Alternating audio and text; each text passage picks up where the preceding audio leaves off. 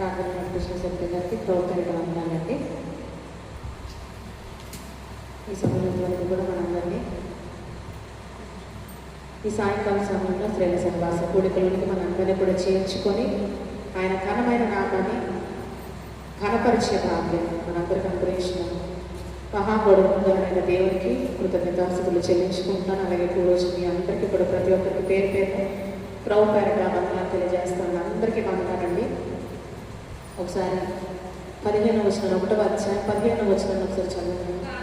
కాగా నా వలనైనంత మట్టుకు రోమాలోని మీకును ప్రకటించుటకు సిద్ధంగా ఉన్నాను. చాలండి, ప్రార్థన చేసుకుందాము. దయచేసి ప్రతి ఒక్కరు కూడా తనలో నుంచి దేవుడు మనతో మాట్లాడాలని ప్రార్థనలు ఏకీవించండి. పరిశుద్ధ ప్రేమగల తండ్రి, కృపామైన దయామైన మహాకరుణమైన మా తండ్రి, మహోన్నతుడు అత్యంత ప్రేమ స్వరూపమైన మా దేవ, మీ పరిశుద్ధమైన శ్రేష్టమైన నామానికి స్తుతులు స్తోత్రాలు చెల్లించుకుంటున్నాం తండ్రి. అయ్యా ప్రభా, ఇంతవరకు ఈ తిరుగు సహవాస ఆరాధనలో మమ్మల్ని చేర్చుకొని అయ్యా ప్రభా పాటల ద్వారా ఆరాధన ద్వారా మీ నామాన్ని మహిమపరిచే భాగ్యాన్ని మాకు అనుగ్రహించారు ప్రభా. మీకే స్తుతులు స్తోత్రాలు తండ్రి. ఇక్కడున్న ప్రతి ఒక్కరిని మీ ఆత్మతో అభిషేకించిందని మేము నమ్ముతున్నాం ప్రభా. ప్రతి ఒక్కరి హృదయాన్ని ప్రభా మీ ఆలయంలో తీసుకొని ప్రభా వారి హృదయాలు తండ్రి మీ యొక్క వాక్కు చేత నింపమని ప్రార్థిస్తున్నాం తండ్రి. వచ్చినప్పుడందరిని బట్టి ప్రార్థిస్తున్నాం, దీవించండి, ఆశీర్వదించండి అయ్యా ప్రభా. నన్ను బట్టి ప్రార్థిస్తున్నాం తండ్రి ప్రభా. మరి వాక్యాలు ఎత్తబోతుండగా నన్ను సంపూర్ణంగా మీ ఆత్మతో అభిషేకించమని వేడుకుంటున్నాం తండ్రి. అయ్యా ప్రభా, మనుషులు మాట్లాడటం కాదు, మీరే మాట్లాడుతున్న అనుభవాన్ని ప్రతి ఒక్కరికి కలుగచేయమని వేడుకుంటున్నాం తండ్రి. నాలో మీరే ఉండి మీ యొక్క మాటను నా నోటిలో ఉంచిందండి. అయ్యా ప్రభా, మీ వాక్కులు నా చేత తండ్రి నా ద్వారా మనకు బయలుపరచమని వేడుకుంటున్నాం. సమస్త ఘనత మహిమ ప్రభావంలో మీ పరిశుద్ధమైన నామానికి ఆరోపించుకోము. యేసు అతి పరిశుద్ధ నామం ద్వారా ప్రార్థన వేడుకొనిచున్నాం తండ్రి, ఆమేన్. పౌలు గారు అంటున్న ఒక మాట మనం 15వ వచనంలో గమనిస్తే, నా వలనైనంత మట్టుకు అన్న మాట ఆయన వాడటం జరిగింది కదండి. నా వలనైనంత మట్టుకు రోమాలోని వారికి సువార్త ప్రకటించటకు నేను సిద్ధంగా ఉన్నాను అంటున్నాను. ఈరోజు మనం ఆలోచన చేస్తే పౌలు గారు నిజంగా తన వలనైనంత మట్టుకు రోమాలోని వారికి కాదు కానీ అనేక సంఘాల్లో స్థాపించి అందరికీ తన వలనైనంత మట్టుకు తన చేతనైనంత మట్టుకు ఆయన సువార్తను ప్రకటించి ఎంతో మందిని యేసుప్రభు వారి మార్గంలోనికి ఆయన నడిపించారు కదండి. ఈరోజు మనం ఆలోచన చేసే పరిశుద్ధాత్మ దేవుడు నన్ను ప్రేరేపించినది ఏంటంటే, మన వలనైనంత మట్టుకు మనము దేవుని కార్యాలు చేస్తున్నామా. పౌలు గారు ఏమంటారు, నా వలనైనంత మట్టుకు అంటారంటే తన శక్తిని అంతటిని ఎంతవరకు ధారపోయగలడో, తన సామర్థ్యాన్ని అంతటిని ఎంతవరకు ఆయన ఉపయోగించగలడో అంతటినీ ఉపయోగించి ఆ శక్తి అంతటినీ ధారపోసి యేసుప్రభు సువార్త పరిచయకు విరివిగా వాడబడ్డాడు. ఎన్ని ఆత్మలు దేవుని కొరకు సంపాదించగలిగితే అన్ని ఆత్మలు ఆయన కొరకు సంపాదించి ఆయన రాజ్యంలోనికి ఆయన నడిపించిన వాడిగా ఉన్నాడు. ఈరోజు మనం వేసుకోవాల్సిన ప్రశ్న ఏంటంటే, మన వలనైనంత మట్టుకు మనకు దేవుడిచ్చిన సామర్థ్యం అంతటినీ ఉపయోగించి మనకు దేవుడిచ్చిన శక్తిని ధారపోసి మనం దేవుని కొరకు జీవించగలుగుతున్నామా, దేవుని చిత్తానుసారమైన కార్యాలు చేస్తున్నామా, దేవుడిని మెప్పించగలుగుతున్నామా అన్న ప్రశ్నను ఈరోజు మనము వేసుకోవాల్సిన అవసరత ఉంది. ఎందుకంటే చాలాసార్లు మన వలన కాదు అని ఎన్నోసార్లు కొన్ని వాటిని మనము విడిచిపెడుతుంటాం కదండి. మన సామర్థ్యానికి మించిందనో లేకపోతే మన వలన కాదు, మన చేత కాదనో కొన్నిసార్లు కొన్ని పనులను మనం చేయకుండా మనం విడిచిపెట్టి వెనకడుగు వేస్తూ ఉంటాం. కానీ ఈరోజు మనం తెలుసుకోవాల్సింది ఏంటంటే, నా వలనైనంత మట్టుకు అన్న మాట దేనిని సూచిస్తుందంటే సామర్థ్యాన్ని కదండి. ఈరోజు మన వలన అయినంత మట్టుకంటే మనలో ఉన్న సామర్థ్యాన్ని ఆ మాట సూచిస్తుందని మనం గమనించుకోవాలి. ఈరోజు మనం ఆలోచన చేస్తే మనకి ఉన్న సామర్థ్యాన్ని బట్టి మనము దేవుని కార్యాలు చేసే వారంగా ఉన్నామా, లేకపోతే మన శక్తిని ఉపయోగించలేకుండా మన సామర్థ్యాన్ని ఏమాత్రం వాడకుండా ఏదో చేసామన్న పేరుకి, ఏదో జీవించామన్న పేరుకి మనం దేవుడి కొరకు జీవిస్తూ ఏదో మెప్పించామన్న పేరుకి దేవుడిని మెప్పించే వారంగా ఉంటున్నామన్నది కూడా గమనించుకోవాలి. ఈరోజు దేవుడు మన నుంచి కోరుకునేది ఏంటంటే, మన వలన ఎంత అయితే అంతటిని కూడా ఆయన మన నుంచి ఆశిస్తూ ఉన్నాడు కదండి. మన చేతనైనంత మట్టుకు మన సామర్థ్యాన్ని అంతటినీ ఉపయోగించి మనం చేసే పనుల కొరకు దేవుడు ఎదురు చూస్తూ ఉన్నాడు అని మనం గమనించుకోవాలి. ఎందుకంటే ఆయన ఎప్పుడు కూడా మనిషి సామర్థ్యానికి మించి దేన్ని కూడా ఆయన అడగడు కదండి. ఒక్కొక్కరిలో ఒక సామర్థ్యాన్ని పెడతాడు, ఒక్కొక్కరికి ఒక ఆత్మ పరిమాణాన్ని ఇస్తాడు. అందరికీ ఒక పరిమాణాన్ని ఇవ్వడు కదా. ఈరోజు దేవుడు అందరికీ తన ఆత్మను అనుగ్రహిస్తాడు. మారుమనస్సు పొందుకున్న ప్రతి ఒక్కరికి దేవుడు ఏమిస్తాడంటే పరిశుద్ధాత్మను అనుగ్రహిస్తాడు. అయితే ఆ ఆత్మ పరిమాణం కొలది ఉంటుంది. అందరిలో ఒకే పరిమాణం దేవుడు ఉంచాడు, కానీ ఒక్కొక్కరికి తన చిత్తానుసారమైన పరిమాణం చొప్పున ఆయన ఆత్మను అనుగ్రహిస్తూ ఉంటాడు. ఈరోజు యోహాను సువార్తలో యోహాను సువార్తికుడు యేసు ప్రభువుకి ఎటువంటి ఆత్మను దేవుడు అనుగ్రహించాడో జ్ఞాపకం చేస్తూ ఉంటాడు. యోహాను రాసిన సువార్త 4వ అధ్యాయం 33వ వచనం నుంచి ఒకసారి చదవండి. యోహాను సువార్త. శిష్యులు ఆయన భుజించుటకు క్షమించిన 3వ అధ్యాయం 33వ వచనం. ఆయన అంగీకరించిన వాడు సత్యవంతుడన్న మాటకు ముద్ర వేసి ఉన్నాడు. ఏలైనగా దేవుడు తాను పంపిన వానికి కొలత లేకుండా అనుగ్రహించును కనుక ఆయన దేవుని మాటలే పలుకుని. యేసు ప్రభువుకి ఎటువంటి ఆత్మను దేవుడు అనుగ్రహించాడు కానీ కొలత లేకుండా ఆయన ఆత్మను తన కుమారుడైన యేసు ప్రభువుకి ఆయన అనుగ్రహించాడు. అందుకనే యేసు ప్రభువుకి కొలత లేని ఆత్మ అనుగ్రహించబడింది కాబట్టి ఆయన ఎప్పుడు దేవుని మాటలే పలుకునని యోహాను సువార్తికుడు సాక్ష్యం ఇస్తూ ఉన్నాడు. మనం ఆలోచన చేస్తే యేసు ప్రభువుని తన సంకల్పము చొప్పున దేవుడి లోకానికి పంపించాడు కనుక ఆయనకి కొలత లేకుండా దేవుడు తన ఆత్మను అనుగ్రహించాడు. ఆయన కార్యాలు నెరవేర్చడానికి, ఆయన సంకల్పాన్ని నెరవేర్చడానికి, ఎంతో మందిని ఆయన వైపు త్రిప్పి సమాధాన మార్గంలోనికి నడిపించడానికి, అంధకార మార్గంలో నుంచి వెలుగులోనికి నడిపించడానికి కొలత లేకుండా దేవుడు తన కుమారునికి ఆత్మను అనుగ్రహించాడు. అయితే ఇప్పుడు విశ్వాసమైన మనకైతే ఒక కొలత అంటూ ఉంటుంది కదండి, ఒక పరిమాణం అంటూ దేవుడు ఖచ్చితంగా పెడతాడు. అందరిలో ఒకే పరిమాణం ఉండదు, కానీ ఒక్కొక్కరికి ఒక్కొక్క పరిమాణం చొప్పున ఆత్మను అనుగ్రహిస్తాడు. ఒక్కొక్కరికి ఒక కృపావరాన్ని కూడా ఆయన అనుగ్రహిస్తాడు. మారు మనసు పొందిన ప్రతి ఒక్కరిని వేటితో అభిషేకిస్తాడంట? కృపావరాలతో. కొరింథీయులకు రాసిన మొదటి పత్రికలో ఒకసారి మన పౌలు గారు రాసిన మాటలు చదువుకుంటే, కొరింథీయులకు రాసిన మొదటి పత్రిక 12వ అధ్యాయం 7వ వచనం నుంచి ఒకసారి చదవండి. అయినను అందరి ప్రయోజనము కొరకు ప్రతి వానికి అనుగ్రహించబడుచున్నది. ఎలాగనగా ఒకనికి బుద్ధి వాక్యము, మరి ఒకనికి జ్ఞానవాక్యము, మరి ఒకనికి ఆ ఆత్మ వలననే విశ్వాసమును, మరి ఒకనికి ఆ ఒక్క ఆత్మ వలననే స్వస్థపరచు వరములను, మరి ఒకరికి అద్భుత కార్యములను చేయు శక్తియు, మరి ఒకరికి ప్రవచన వరమును, మరి ఒకరికి ఆత్మ వివేచనయు, మరి ఒకరికి నానావిధ భాషలను, మరి ఒకరికి శక్తియు అనుగ్రహింపబడి ఉన్నవి. మనం చూస్తే 27వ వచనం నుంచి కూడా చదవడం అదే అధ్యాయం.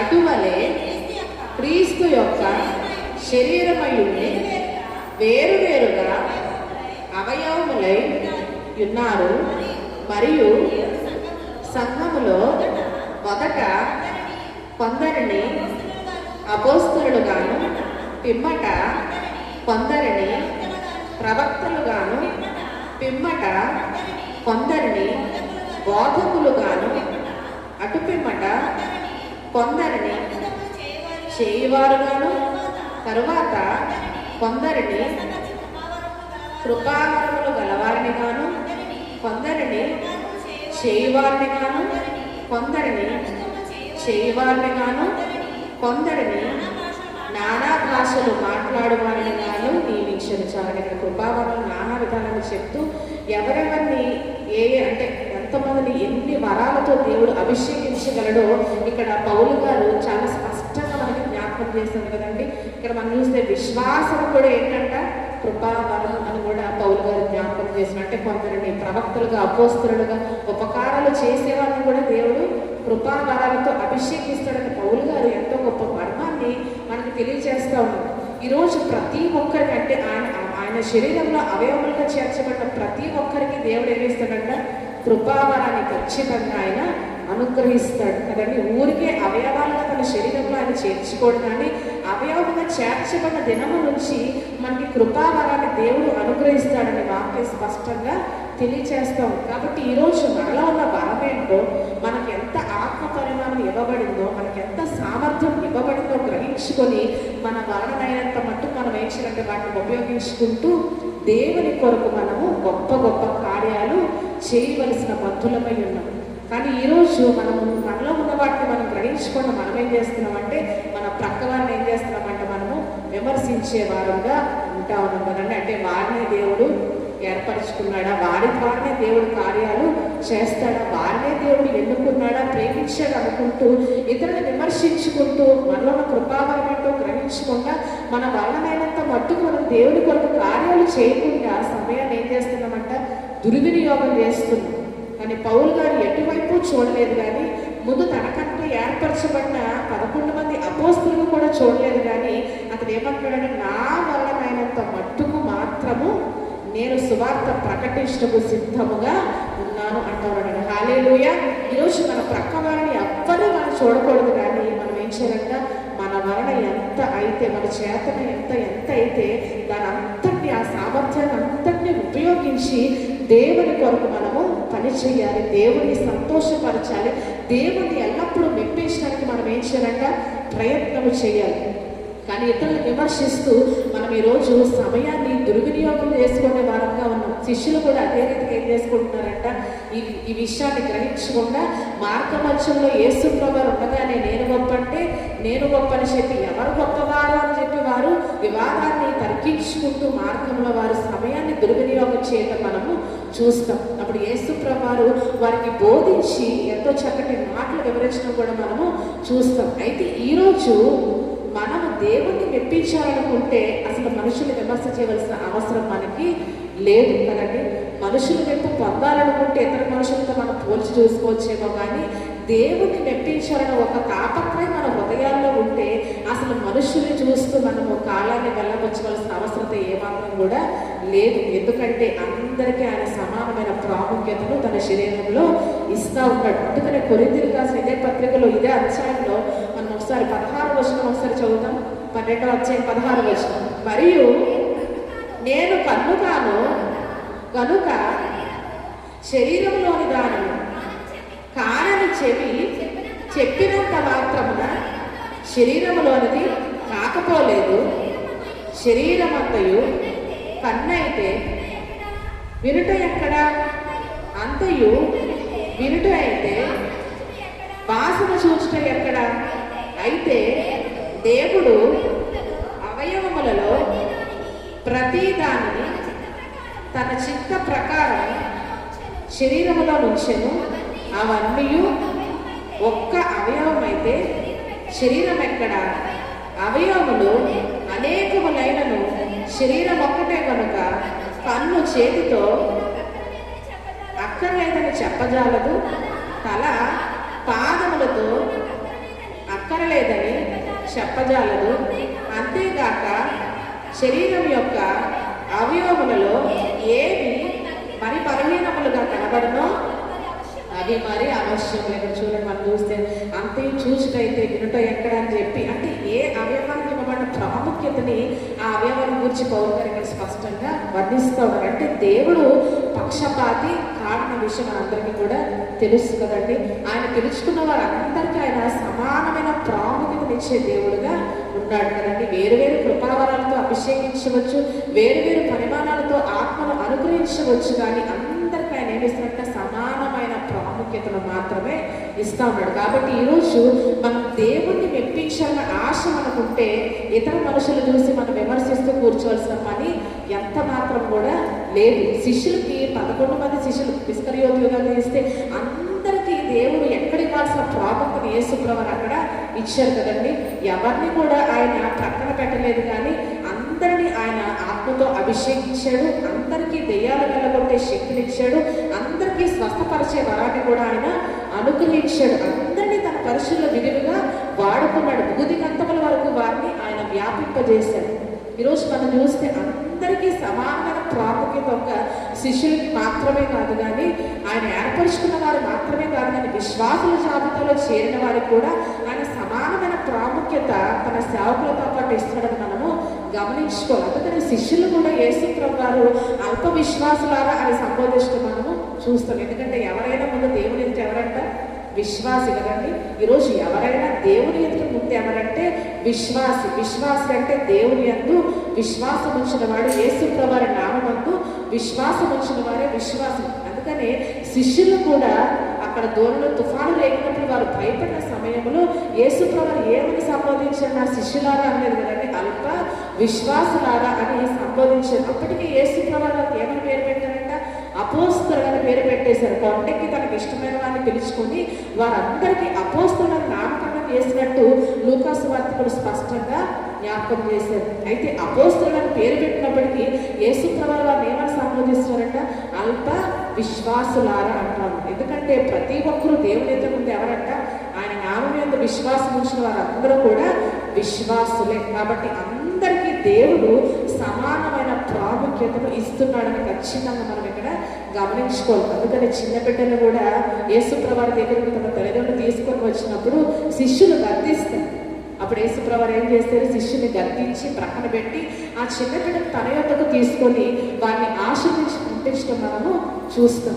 అలాగే గ్రీసు దేశస్తురాల విషయంలో కూడా ఆ కనాను స్త్రీ వచ్చి యేసు ప్రభువుని వేడుకుంటూ, బోధకుడా నా కుమార్తె బాగు చేయమయ్యా అని చెప్పినప్పుడు శిష్యులు విసుక్కుంటారు కదా, తొందరగా ఈమెను పంపించి అని చెప్పి శిష్యులు విసుక్కున్న సమయంలో కూడా యేసు ప్రభువు శిష్యుల మాటను ప్రక్కన పెట్టి ఆమెతో సమయాన్ని కేటాయించి ఆమెతో మాట్లాడి తన కుమార్తెను బాగు చేసి ఆమె విశ్వాసాన్ని కనపరచడం కూడా మనం అక్కడ చూస్తాం.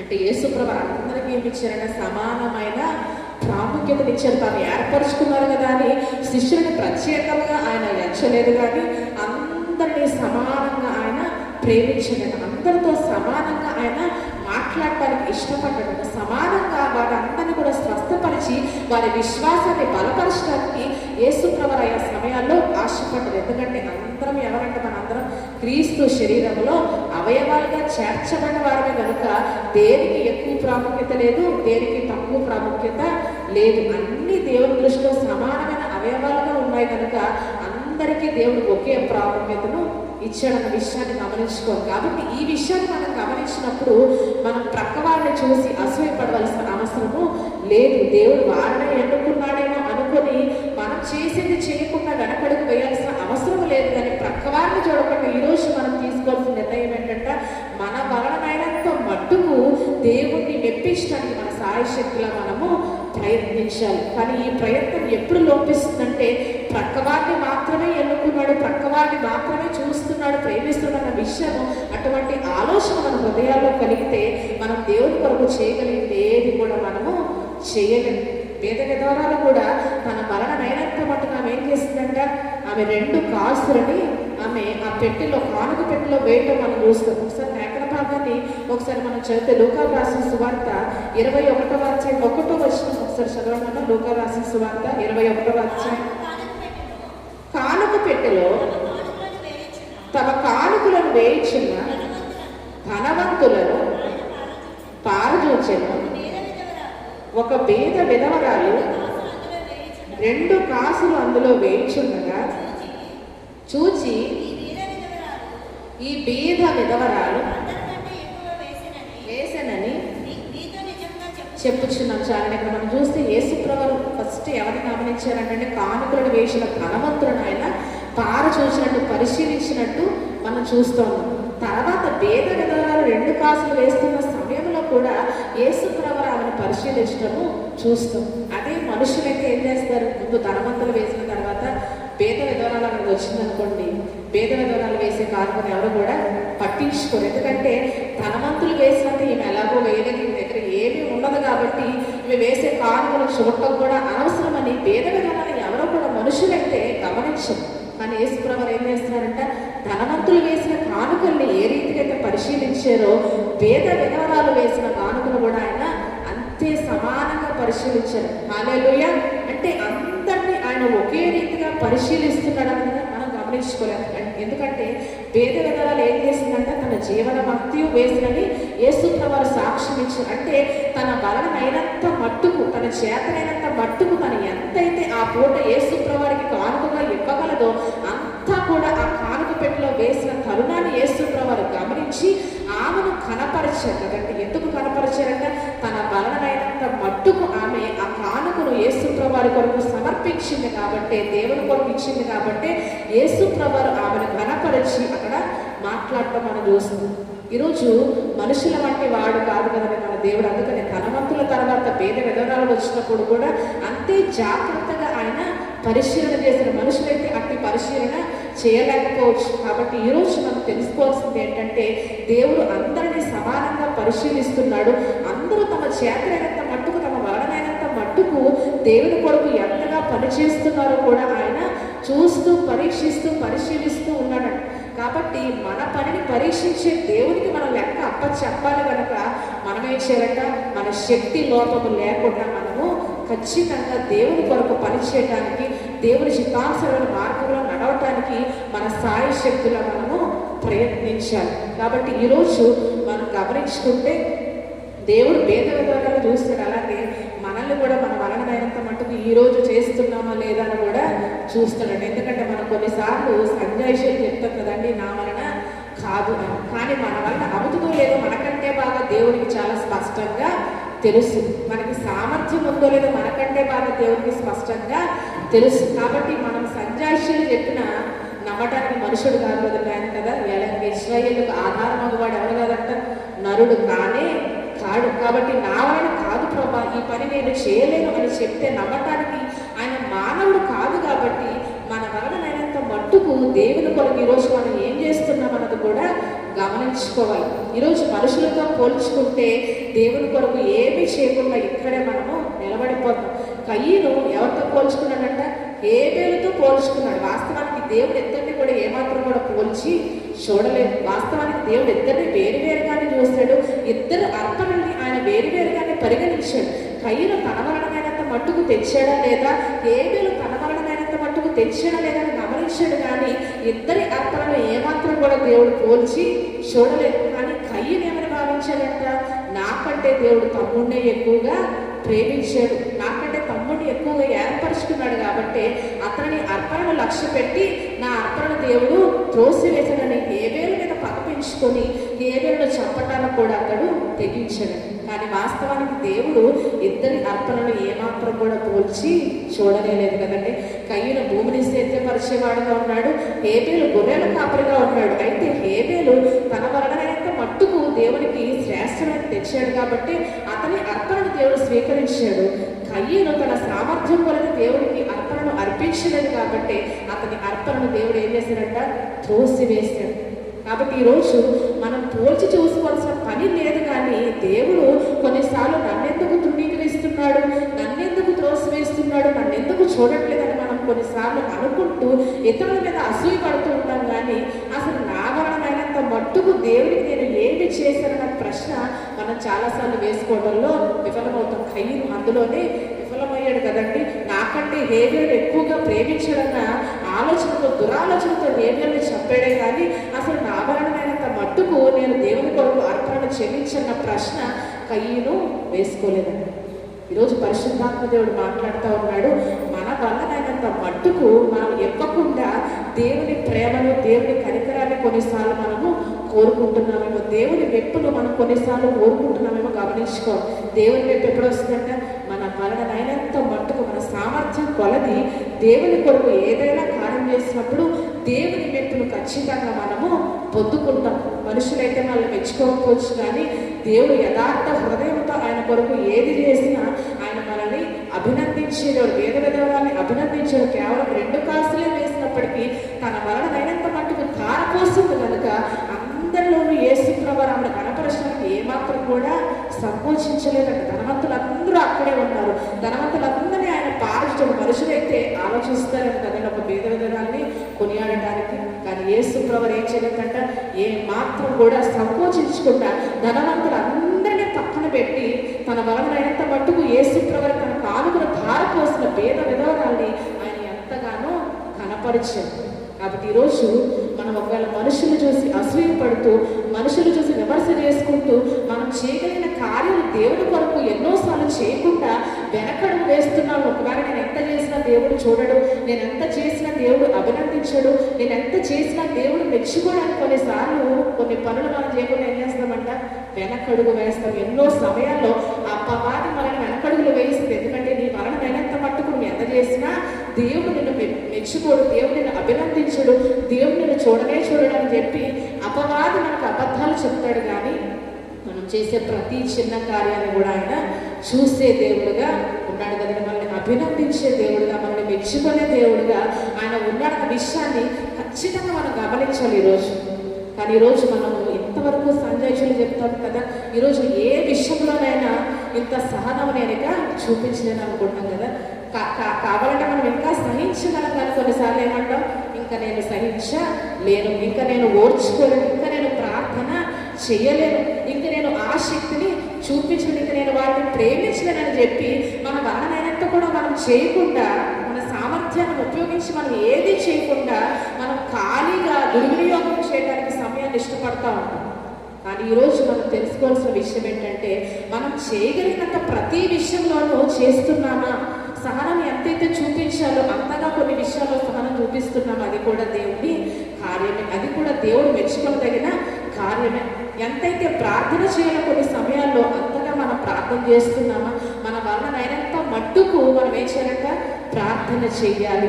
మన వలనైనంత మట్టుకు ఆసక్తి కలిగి దేవుని కార్యాలు చేయాలి. మన వలనైనంత మట్టుకు మన పొరుగు వారిని ఏం చేయాలంట, ప్రేమించాలి. ఎందుకంటే ఆ ప్రేమను దేవుడే మనలో పెట్టాడు కదా. దేవుడు పెట్టకపోతే మానవుల హృదయాల్లో ఏం లేదు, ఈరోజు ప్రేమ లేదు. కానీ నేను ప్రేమించలేని అనుకుంటాం, కానీ మన వలనైనంత మట్టుకు మనం ప్రేమించకపోవడం కూడా అది పాపమే కదండి. కాబట్టి మన వలనైనంత మట్టుకు మన పొరుగు వారిని ప్రేమించాలి, మన వలనైనంత మట్టుకు ప్రార్థించాలి, మన వలనైనంత మట్టుకు సహనాన్ని, ఓర్పుని చూపించడానికి కూడా మనము ఇష్టపడాలి.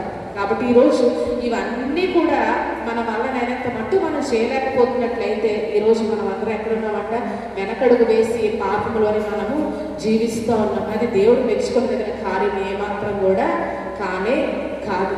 కాబట్టి మనము దేవుడు ఎప్పుడు కూడా మనలో మనం ఏదైతే చేయగలుగుతామో అదే అడుగుతారని గమనించుకోవాలి. అందుకని మార్కు సువార్తికుడు ఒక మాట జ్ఞాపకం చేస్తూ, ఒకసారి మనం మార్కు సువార్తలో, మార్కు రాసిన సువార్త 4:33 ఒకసారి చదువుతాము. మార్కు రాసిన సువార్త 4:33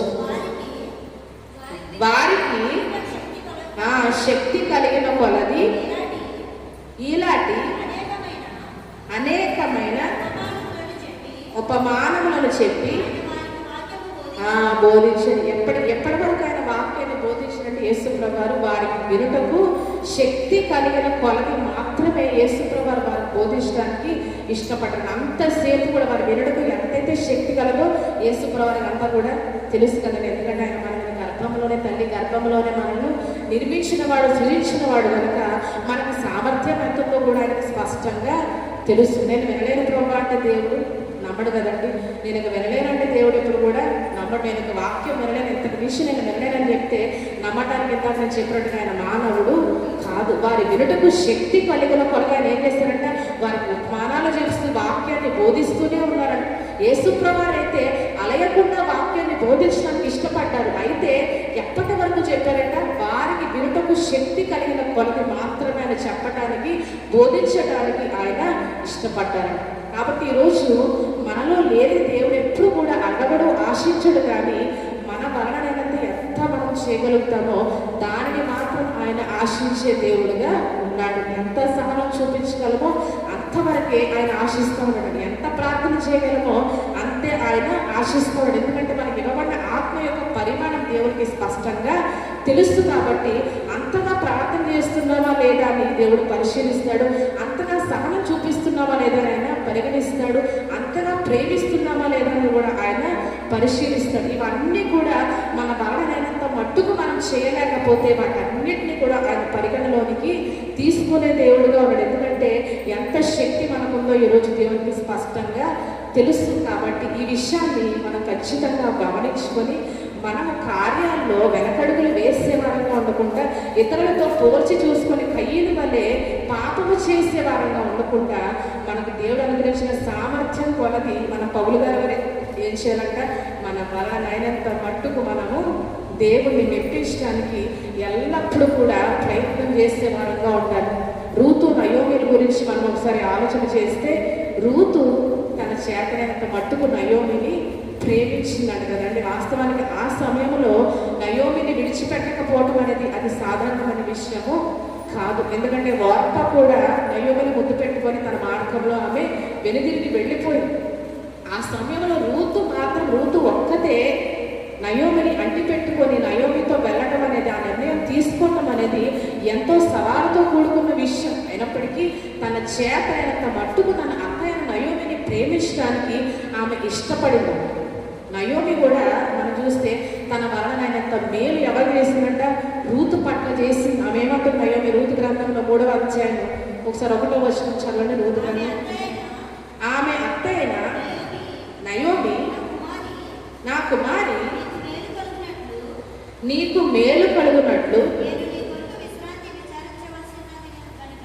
విచారింపవలసినది గత చాలని అంట, నీకు మేలు కలుగునట్లు నేను నీ కొరకు విశ్రాంతిని విచారింపవలసిన దానము, అంటే తన బాధ్యతను ఆమె జ్ఞాపకం చేసుకుంటుంది కదా. అంటే తన వలనైనంత మట్టుకు ఆమె ఏమి చేయగలనని ఆలోచించి రూతుకి ఎవరిని జత చేసిందంట, బోయజుని జత చేసి. అంటే తన చేతనైనంత మేలును రూతు పట్ల చేయడానికి నయోమి ఏమాత్రం కూడా వెనకడుగు వేయలేదు. ఇద్దరు ఒకరి పట్ల ఒకరు తమ చేతనైనంత మట్టుకు మేలులు చేసుకుని ఉపకార ధర్మాలు జరుపుకున్నారంట.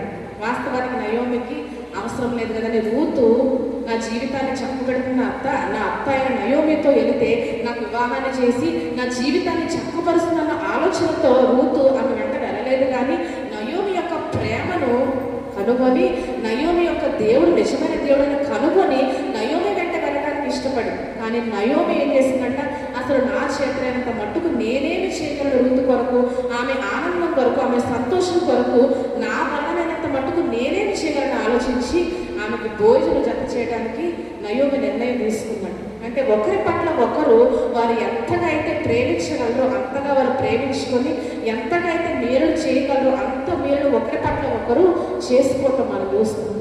అంటే ఇవన్నీ కూడా ఏ కార్యాలంటే ఇవన్నీ కూడా దేవుని కార్యాలే కదండి. ఇవన్నీ దేవుని కార్యాలు కేవలం సంఘాల్లో వచ్చి పరిచయం చేయటం మాత్రమే కాదు, కానీ వ్యక్తిగత జీవితాల్లో ఒకరికి ఉపకార ధర్మాన్ని, ఒకరికి మేలును చేయటాన్ని కూడా ఇవన్నీ కూడా ఎవరు చెప్పారంటే దేవుని కార్యాలు. ఇవన్నీ కూడా సక్రియలు చేసేవారిని దేవుడు ఎప్పుడు కూడా చూసే దేవుడిగా, వారిని ప్రేమించే దేవుడిగా ఉన్నాడు. కానీ ఈరోజు ఇవన్నీ కూడా మన వలనైనంత మట్టుకు కూడా మనం చేయకుండా మనం ఏం చేస్తున్నామంట, సమయాన్ని దుర్వినియోగం చేసుకుంటున్నాం. కానీ చాలా మందికి దేవుడు ఏం చెప్తాడు, పరిశుద్ధాత్మ దేవుడు, మీరు మీ సొంత కార్యాలను మాత్రమే కాక ఇతరుల కార్యాలను కూడా మీరు చూసుకోవలసిన బద్ధులై ఉన్నారని వాక్యం తెలియజేస్తాం. కాబట్టి ఇవన్నీ కూడా దేవుని కార్యాలను మనం పరిగణించి మన వలనైనంత మట్టుకు మనం ఇటువంటి మేలు ఎంతమంది జీవితాల్లో చేయగలుగుతున్నాం అన్నది కూడా ఖచ్చితంగా మన పరిగణలోనికి తీసుకోవాలి.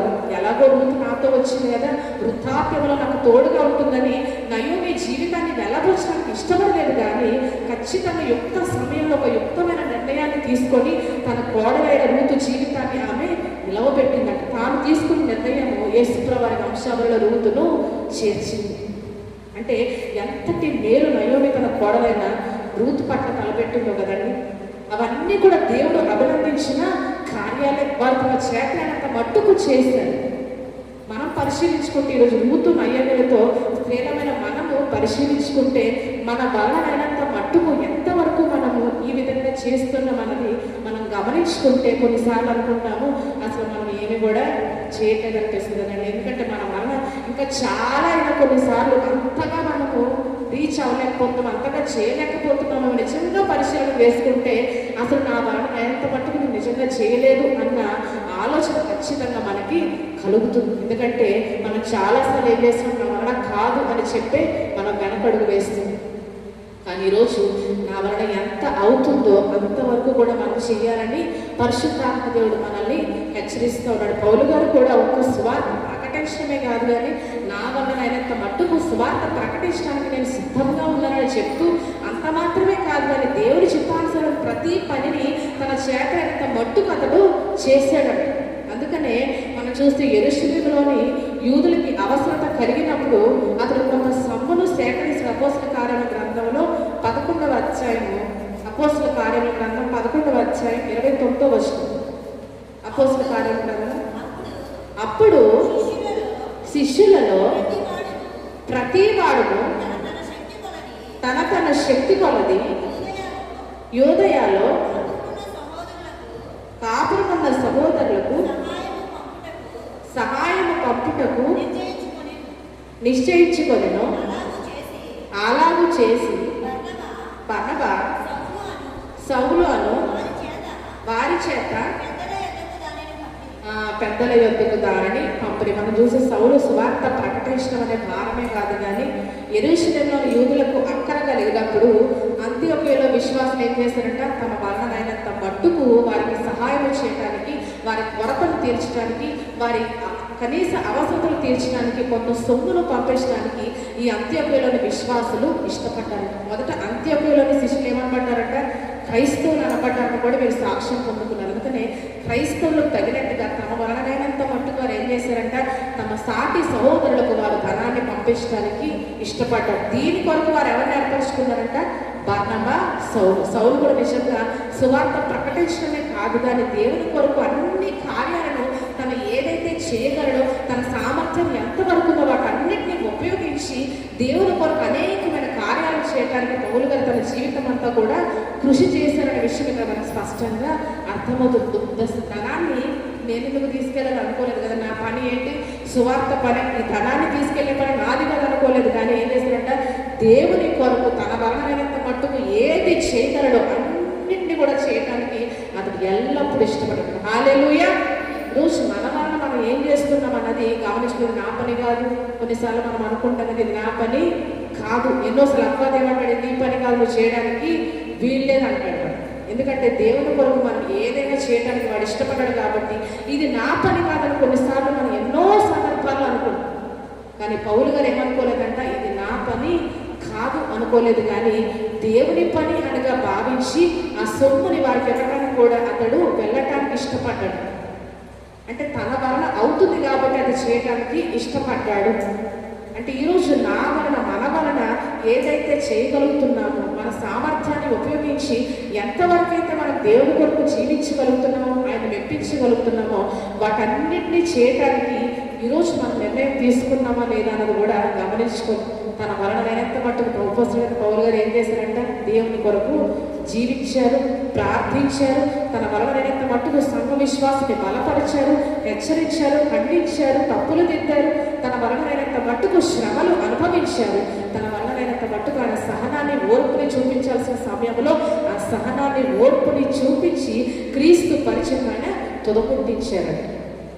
మన వలనైనంత మట్టుకు ఈరోజు ప్రార్థన చేస్తున్నాం అన్నది కూడా మనం ప్రశ్న వేసుకోలేదు. ఎందుకంటే మన వలనైనంత ప్రార్థన కొన్నిసార్లు మనము చెయ్యం. ఏదంటే ఒక 5 నిమిషాలు చేసి ఏమంటాము, ఇదే నా వలన అవుతుందని మనమే అబద్ధాలు చెప్పుకొని మోసపరుచుకుంటున్నాం. కానీ మనకి ఇవ్వబడిన ఆత్మ యొక్క పరిమాణం చూస్తే మనం ఎంతసేపు అయినా దేవుని సన్నిధిలో ప్రార్థించగలిగే ఆత్మను దేవుడు మనకు అనుగ్రహించాడు. ఆత్మ తానే మన పక్షంగా ఏం చేస్తున్నాడంటే విజ్ఞాపన చేస్తూ ఉన్నాడు. కానీ మనం ఏం చేస్తున్నాము, 5 నిమిషాలు, చాలామంది 5 నిమిషాలు ప్రార్థన చేసి నా వలన ఇదే అవుతుందని వారి విశ్వాసాన్ని, వారి ఆత్మీయ జీవితాన్ని వారే మోసపరుచుకుంటా ఉన్నారు. మన వలనైనంత ప్రార్థన ఈరోజు మనం చేయలేకపోవటం కూడా మన కుటుంబాల్లో ఏం లేదంట, సమాధానము లేదు. ప్రార్థన లేని కుటుంబాల్లో ఏం లేదంటే ఈరోజు అసలు సమాధానం లేదు. ఖచ్చితంగా ప్రతి స్త్రీ ఎలా ఉండాలంట, ప్రార్థనా పరురాలుగా ఉండాలి. తన కుటుంబాన్ని కట్టుకొని జ్ఞానవంతులైన స్త్రీ ముందు ఏం చేస్తుందంట, ఉదయాన్నే లేక ఏం చేస్తుంది, ప్రార్థన చేస్తుంది ఖచ్చితంగా. కానీ మన వలనైనంత మట్టుకు ఈరోజు మనం ప్రార్థనే చేయలేకపోతే మన వలనైనంత దేవుని కొరకు కార్యాలు ఏమి చేయగలుగుతాం? ఇంట్లో ప్రార్థన చేయలేకపోతే బయట కార్యాలు మనం అస్సలు కూడా చేయలేం కదండి. ప్రార్థన మనకి ఏమిస్తుందంట, బలాన్ని ఇస్తుంది. ప్రార్థన మనకి శక్తిని ఇస్తుంది. ప్రార్థన మనకి ఆలోచన ఇస్తుంది. ప్రార్థన మనల్ని ఏం చేస్తుందంట, నడిపిస్తుంది దేవుని మార్గంలో, దేవుని ఇష్టానుసార మార్గంలో ప్రార్థన మనల్ని నడిపిస్తుంది. కాబట్టి మన మరణమైనంత మట్టుకు ముందు మనం ఏం చేయాలంట? ప్రార్థన చేయాలి. పౌలు గారు కూడా తన మరణమైనంత మట్టుకు ఆయన ప్రార్థన చేశాడు. శిష్యులు కూడా యేసు ప్రభువు ఆరోహణమైన తర్వాత, ఆయన ఆకాశంలోనికి పరలోకానికి ఆరోహణమైన తర్వాత వారు ఎడతెగక వెళ్ళి ఏం చేశారంటే దేవుణ్ణి స్తోత్రం చేశాడు. లోకాసు వార్తికుడు జ్ఞాపకం చేస్తాడు. అంటే వారి మరణమైనంత మట్టుకు వారు ప్రార్థన చేయడానికి ఇష్టపడ్డారు. అంతకుముందు వారు ఎలా ఉన్నారు? ప్రార్థన లేని వారుగా ఉన్నారు కదా. అందుకనే వారు చాంద్రాస్ రోగం గల కుమారుని బాగు చేయని సమయంలో యేసుప్రభువు అంటారు, ప్రార్థన వలనే కనుక మరి దేని వలన కూడా సాధ్యం కాదని. అప్పుడు ప్రార్థన లేని కలిగి ఉన్నారు. కానీ యేసుప్రభువు ఆరోహణమైన తర్వాత వారు తమ వలనైనంత మట్టుకు దేంట్లో బలపడ్డారంట? ప్రార్థనలో వారు బలపడ్డారు. కాబట్టి మన వలనైనంత మట్టుకు ఈరోజు మనము ప్రార్థించాల్సిందే. మన వలనైనంత మట్టుకు మనము ప్రేమను చూపించాల్సిందే, సహనం చూపించాల్సిందే, ఓర్పును చూపించాల్సిందే, ఆసక్తిని కూడా చూపించాల్సిందే. ఇవన్నీ కూడా మనం బేరీ చేసుకుంటే మన వలనైనంత చేస్తున్నామో లేదని ఒక ప్రశ్న అన్నిట్లో మనం వేసుకుంటే ఇంకా మనము ఖచ్చితంగా ఇంకా మంచి కార్యాలు దేవుని కొరకు చేయగలుగుతాం. ఇంకా దేవుని మెప్పించే విధంగా మనము జీవించగలుగుతాం. అన్ని విషయాలు, ఏదో ఒక విషయంలోనే కాదు, కానీ ఇది నా వలనైనంత మట్టుకు ఈ విషయంలో నేను చేస్తున్నానా లేదన్న ప్రశ్న ఈరోజు ప్రతి విషయంలోనూ ప్రతి సమయంలోనూ మనం వేసుకుంటే దేవుని కొరకు ఇంకా బలమైన కార్యాలు మనము చేయగలుగుతాం కదండి. ఆ రీతిగా భక్తులు ఎన్నో బలమైన కార్యాలు పరిశుద్ధ గ్రంథంలో చేశారు కదండి. శత్రుక మెషకు అబద్ధవాళ్ళు చూస్తే దానియేలు సింహంలోనికి వెళ్ళాడు. శత్రుక మెషకు అబద్ధవాళ్ళు అగ్నిగుండంలోనికి వెళ్ళటానికి ఇష్టపడ్డారు. అంటే వారు తమ బలమైనంత ధైర్యాన్ని ఉపయోగించుకొని కూడగట్టుకొని దేవుని కొరకు బలమైన కార్యాలు చేసినాడు. నాకు ధైర్యం లేదు అని కొన్నిసార్లు అనుకుంటాం, కానీ మన వలనైనంత ధైర్యం మనం కొన్నిసార్లు కొన్ని సందర్భాల్లో ఉపయోగించాల్సిందే. నాకు ధైర్యం లేదు, నాకు భయం అని చెప్పుకోవడం కాదు, కానీ మన చేతైనంత మట్టుకు మనం ధైర్యం కలిగి దేవుని కొరకు బలమైన కార్యాలు చేయాలి. కాబట్టి నా వలనైనంత మట్టుకు రోమాలోని మీకును సువార్త ప్రకటించటకు నేను సిద్ధముగా ఉన్నాను అని చెప్పి పౌలు గారు చెప్పిన రీతిగా మన వలనైనంత మట్టుకు ఈరోజు మనం కూడా ఏం తీర్మానం చేసుకోవాలంట? దేవుని కొరకు పని చేయడానికి, దేవుని కొరకు జీవించడానికి, దేవుడిని మెప్పించడానికి, ఆయన చేత అభినందనలు పొందుకోవడానికి మనం ఎల్లప్పుడూ కూడా ప్రయత్నించే వారంగా ఉండాలి. కానీ ఈరోజు ఒకవేళ ప్రక్కవారిని చూస్తూ కొన్ని కార్యాలు మనం చేయకుండా ఉంటున్నామేమో, ప్రక్కవారిని ప్రక్కన పెట్టి ప్రక్కవారు ఏం చేస్తున్నారో వారి క్రియలు మనం చూడకుండా మన క్రియలు దేవుని దృష్టిలో ఏ రీతిగా ఉన్నావో పరిశీలన చేసుకుంటూ మనం ఎవరి మెప్పు కొరకు జీవించాలంట? దేవుని మెప్పు కొరకు జీవించాలి, దేవుని కొరకు జీవించాలి. మన మరణమైనంత మట్టుకు దేవుని ఇష్టానుసారం ప్రతి పనిని మనం చేయడానికి ఇష్టపడాలి. కాబట్టి ఆ రీతిగా పరిశుద్ధాత్మ దేవుడు మనకు తెలియజేసిన రీతిగా మనం అందరం కూడా మన మరణమైనంత మట్టుకు పేద విధవరాల మనం కూడా దేవుని కొరకు జీవించి ఆయన ఇష్టానుసారం ప్రతి పనిని మనం మన సామర్థ్యం కొలది చేయలాగా దేవుడు తన పరిశుద్ధాత్మ ద్వారా మనందరికీ తన మహాకృప అనుగ్రహించును గాక. ఆమేన్. ఈ సమయంలో కానుకలు సేకరణ చేస్తుండగా